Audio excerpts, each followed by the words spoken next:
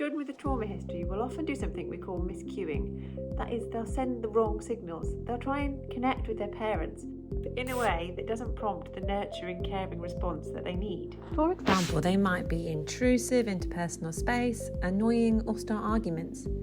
Instead of care, they elicit irritation, frustration, and sometimes even anger.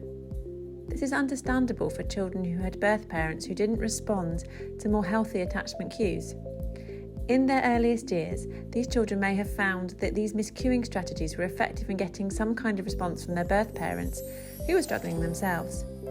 What these children need is their need for connection to be recognised for just that. The shark in this story needs to know that he's in a parent's heart and mind. It might be slightly different for different children.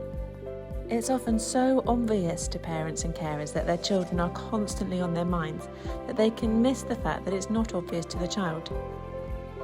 To use this story with the greatest effect, the parent and carer and child need to have a matching set of objects and hold and look after one each. Both the parent and child have an object to hold on to and to think about each other as they do so. It's particularly important that the parent keeps the child object on them as a concrete reminder to the child that they're constantly in the parent's heart and mind. Then it's helpful to give the child an alternative way of cueing their need for connection.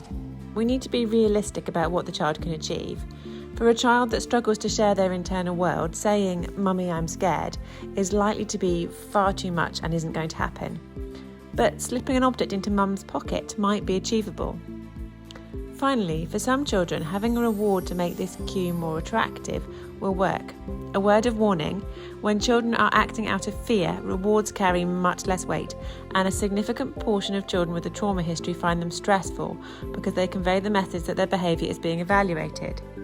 For a child who cannot separate the evaluation of their behaviour with the evaluation of them as a person, I would avoid using a reward in this way.